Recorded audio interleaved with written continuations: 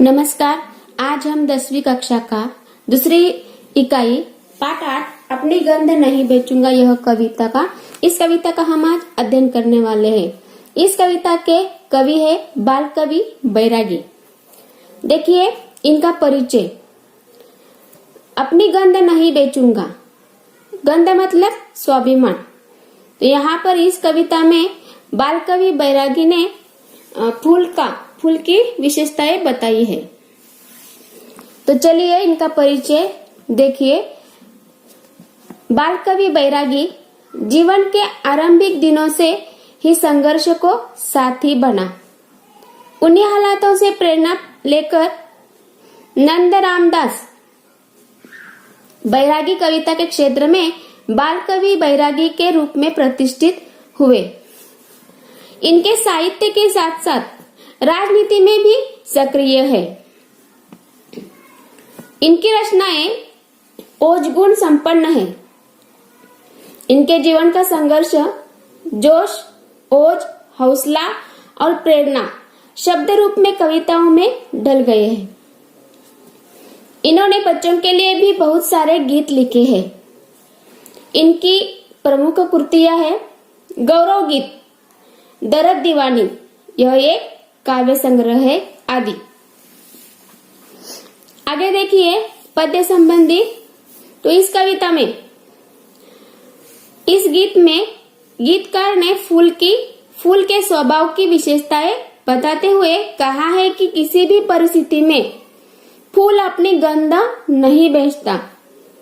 गंध मतलब यहाँ पर स्वाभिमान है। फूल का जो स्वाभिमान है वह कभी भी नहीं बेचता।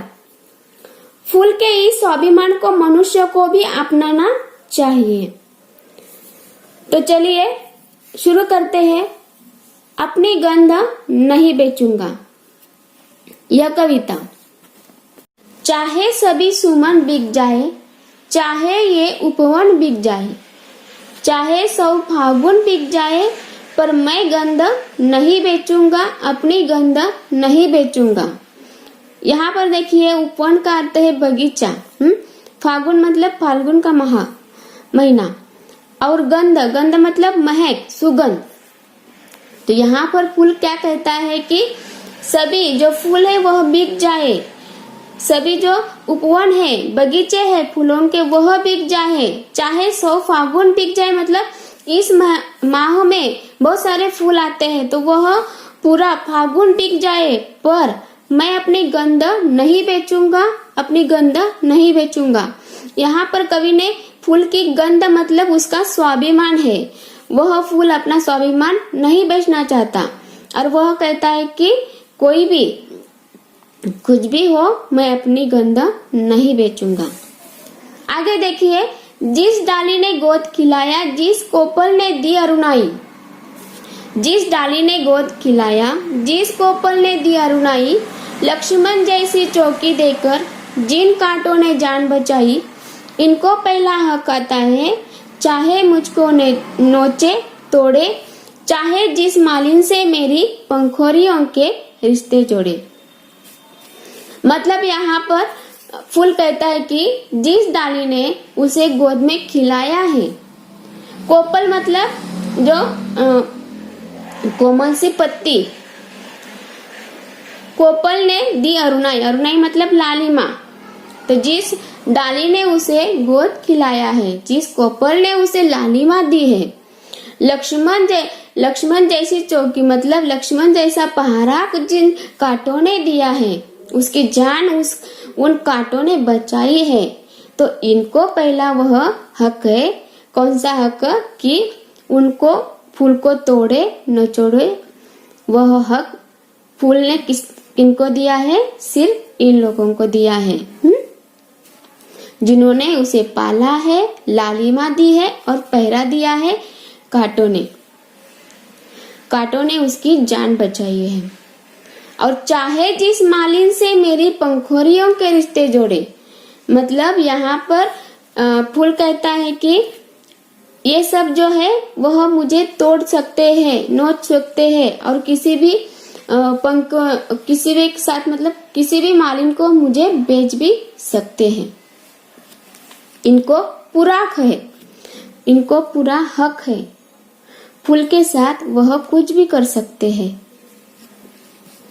वो मुझ पर मंडराने वालों, ओ मुझ पर मंडराने वालों, मेरा मोल लगाने वालों, जो मेरा संस्कार बन गई वो सौगंध, सौगंध, जो मेरा संस्कार बन गई वो सौगंध नहीं बेचूंगा, अपनी गंध नहीं बेचूंगा।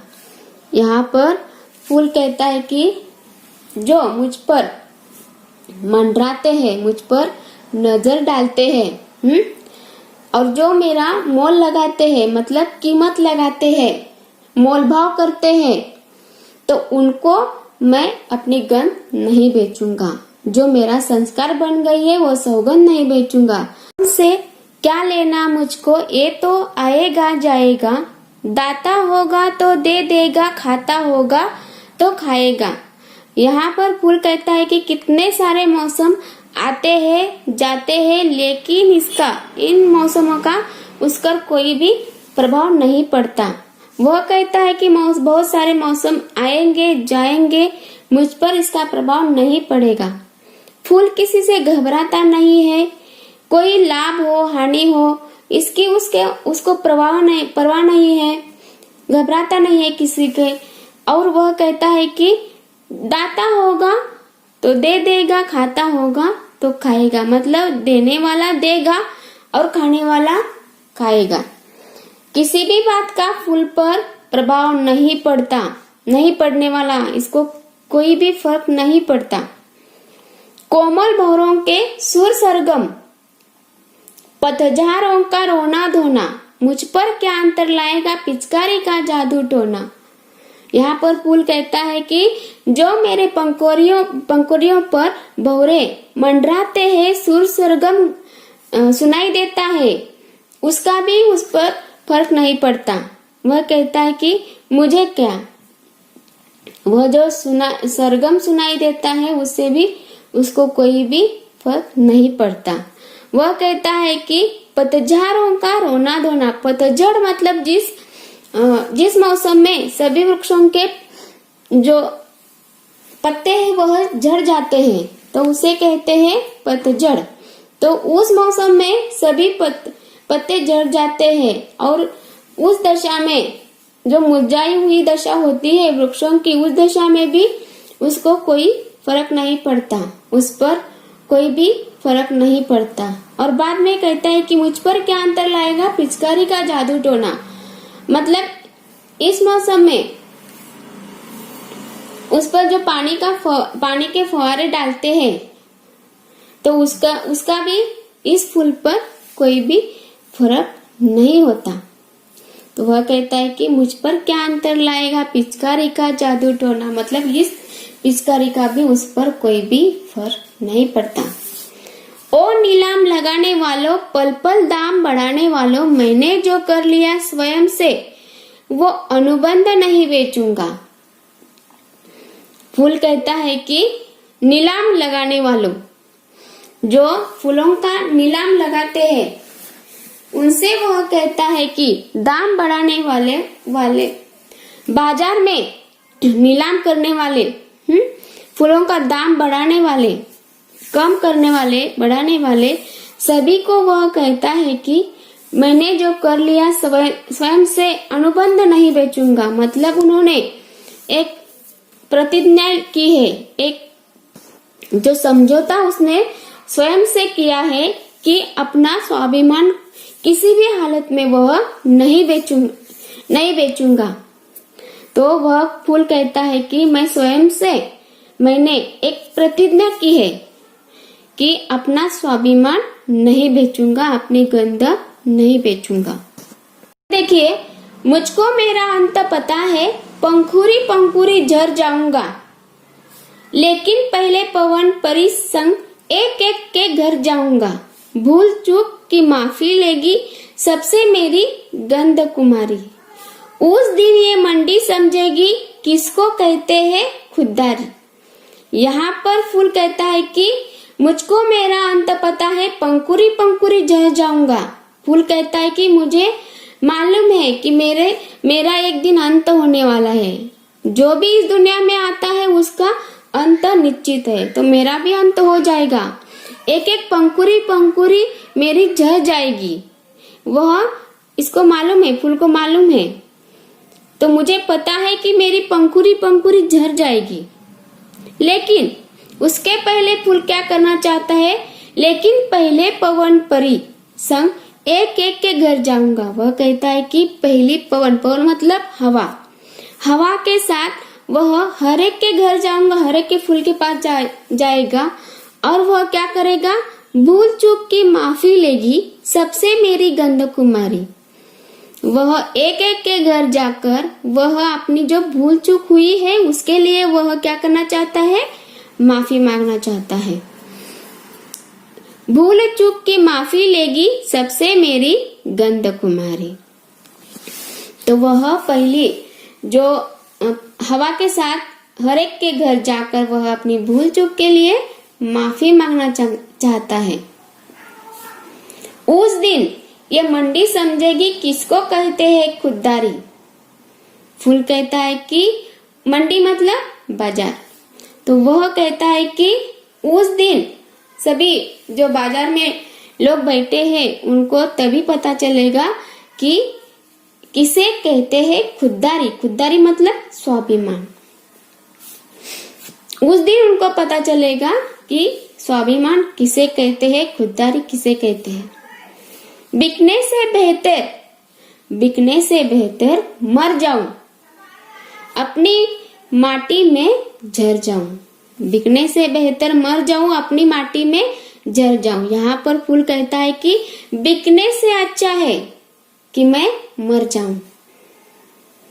अपनी माटी में मतलब मिट्टी में, अपनी माटी में झर जाऊं। मैं अपने मिट्टी में मर जाना चाहता हूँ। अपनी मिट्टी में वह मिट जाना चाहता है, लेकिन वह बेचना नहीं चाहता, बिकना नहीं चाहता। मन ने तन पर लगा दिया जो वो प्रतिबंध नहीं बेचूंगा। प्रतिबंध मतलब स्वयं पर उसने क्या किया है? एक रुकावट। प्रतिबंध मतलब रुकावट। उसने अपने मन ने उसके शरीर पर अपनी इच्छा से उसने अपने शरीर पर एक प्रतिबंध लगाया है कि अपनी गंध नहीं बेचूंगा। किसी भी हालत में वह अपनी गंध नहीं बेचना चाहता।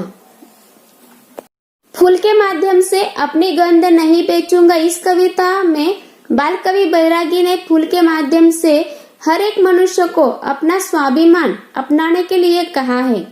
किसी भी हालत में कितनी भी बाधाएं आए फिर भी हमें अपना स्वाभिमान बचाना चाहिए।